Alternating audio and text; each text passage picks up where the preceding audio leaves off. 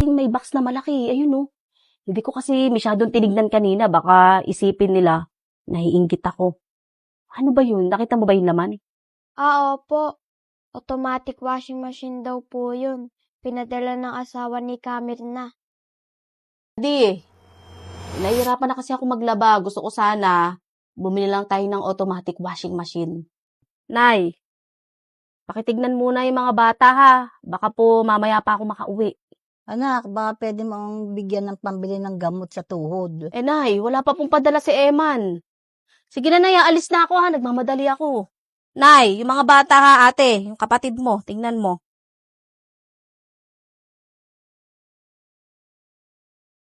Chel, ba't may nakapagsabi sa akin na bumili ka daw ng sasakyan dyan? Alam mo, Eman, dat nga maging masaya ka. Kasi marunong ako kumapit ng pera dito. Hindi sa luho napupunta yung perang pinapadala mo. Alam mo, investment yan eh. Pundar natin yung sasakyan na yan. Bakit naman nagdidesisyon ka mag-isa? Sana naman kasi pinaalam mo muna sa akin eh. Alam mo namang ako nga dito tipid na tipid. Ano to? Loan? This is to inform you that your name was already forwarded to Blacklisting Company. Ha? Eh, alam ko naghulig na si Rachel dito ah. Ba't may demand letter ako?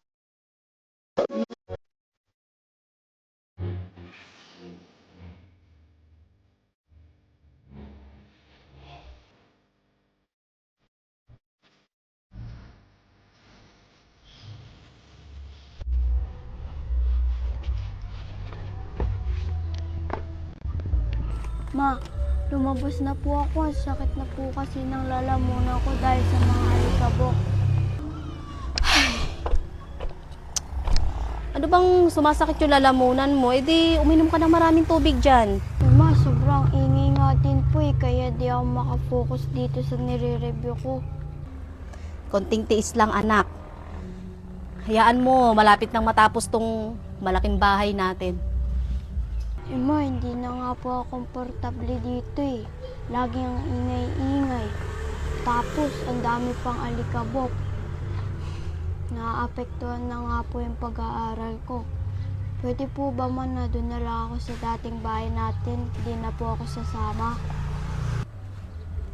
Ang arte mo naman ayin eh. Kaya pati yung kapatid mo, gumagaya sa kaartehan mo. Kapag pangit yung bahay, reklamo. Kapag pinaganda, may reklamo pa din. Nga pala anak, may ipapakita pa ako. Ito oh. Binili ko kanina anak kasi naka-sale. Ayan oh. O, tignan mo. Ganda. Tignan mo, dali. Ganda. Christian Dior. Tsaka anak, ang kinaganda nito, authentic to. O, di ba? Ganda, di ba? Bagay ba to kay mama? Mama, mukhang mamahalin po yan ah. Pero di ba mama, sira na po yung bag ni Bunak. Mama, sana naman po inuna mo po yung bag ni Bunak. Ito naman si Ayin. Hayaan mo na at bata pa naman si Bunak. Tsaka tinahi mo na yung bag nung kapatid mo, di ba? Okay na yun. Sige na, tapusin mo na yung ginagawa mo ha. May pupuntahan lang ako dito. Check mo yung mga trabahador ha. Baka may ipapabili. Ha? Sabi mo sa akin. Dito lang ako.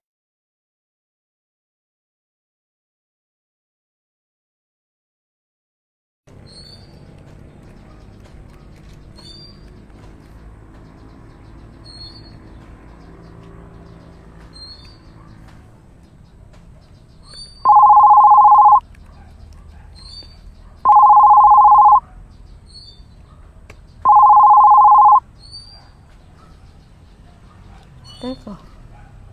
Ay. Ang daming miss call ni Eman. Oo nga pala. Nirestrict ko nga pala siya kahapon.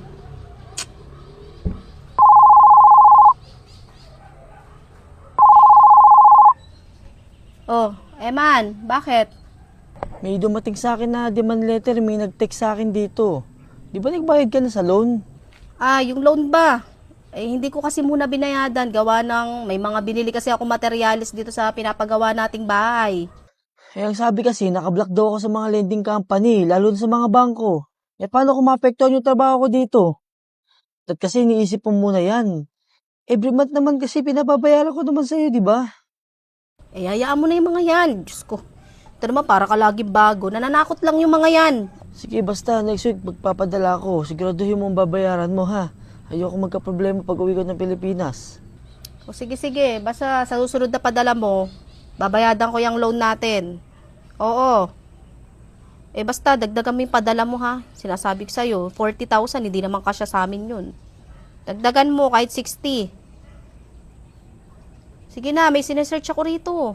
Oo, sige na.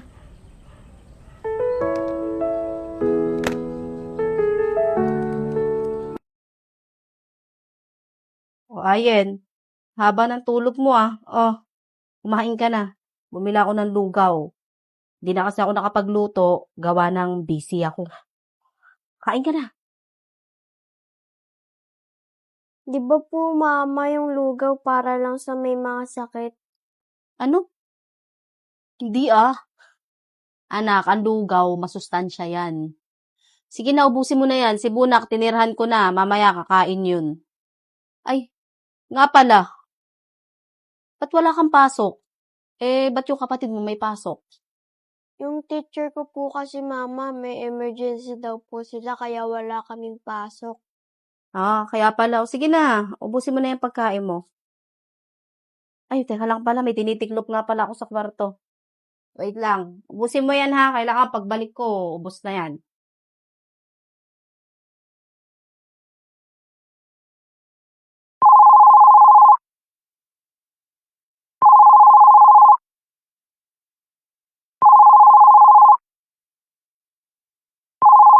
Ma, si Papa po tumatawag. Ma!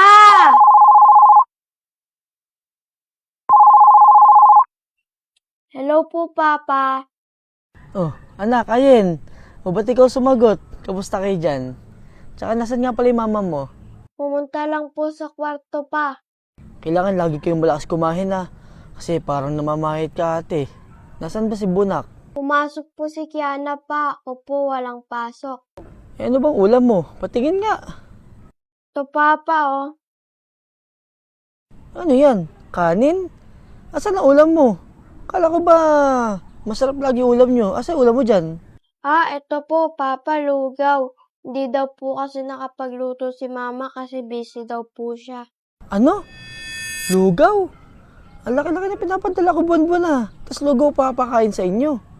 Tawagin mo nga yung mama mo, ayen. Ma! Tawag ka po ni Papa!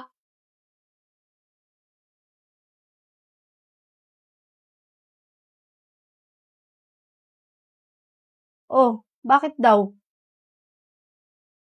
Man. Oh, bakit? Ano yun? Rachel, bakit naman ganyan? Ang laki-laki na pinapadala ko sa buwan-buwan, tapos lugaw lang papakain mo sa mga anak ko. Ano sinasabi mo? Hindi simpleng lugaw yon, arroz kaldo yan, oh. Madaming laman yan. Siguro, naubos lang ni Ayin yung laman. Kung tutuusin, kanin at ulam na din yan. Kasino lang din na, bilan mo ng fried chicken ng mga anak mo eh. Magkano lang naman yun, Rachel? Ano bang mali sa pagpapakain ng lugaw? Eh, nakasanayan naman natin na pagkain yan, di ba? Oo, wala kang mali doon. Pero yung pagtitipid mo sa mga anak mo, yun yung mali. Anong tipirin? Kung alam mo lang kung gaano kaluho yung mga anak mo dito. Halos ako na ngayon sumusuko sa pagbabudget eh. Tsaka isa pa, napansin ko si Ahin at Bunak, bakit parang namamayat?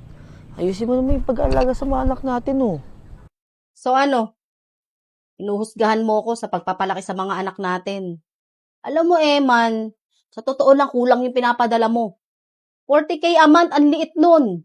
Sobrang liit na. Sa susunod kasi, dagdagan mo para hindi mo kine-question yung ulam ng anak mo. Hindi naman sa inuhusgahan kita sa pagpapalaki sa mga anak natin. Pero yung pagpapakain naman sa mga anak natin, ayusin mo naman, Rachel. Yun ang aling gagawin mo sa bahay eh.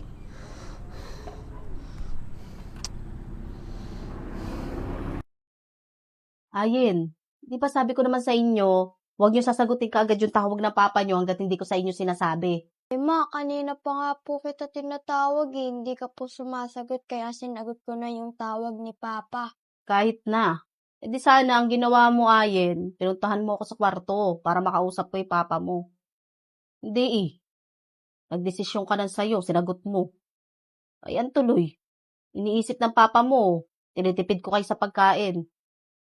Pagtatawag yung papa mo at tinanong kayo, ang lagi mong isasagot, masarap lagi pagkain nyo rito. Kasi mahirap yung ganyan eh, nakikita mo, oh, nag-aaway kami. Gusto nyo ba yung ganon? Nag-aaway yung mga magulang nyo? Nagtayo na pala siya ng negosyo. Kaya pala todo po sa social media ng tungkol sa hard work, eme-eme. Yabang-yabang. Kailangan magkaroon din ako ng negosyo. Hindi pwedeng napag-iiwanan ako. Gabi ko ay hindi hadlang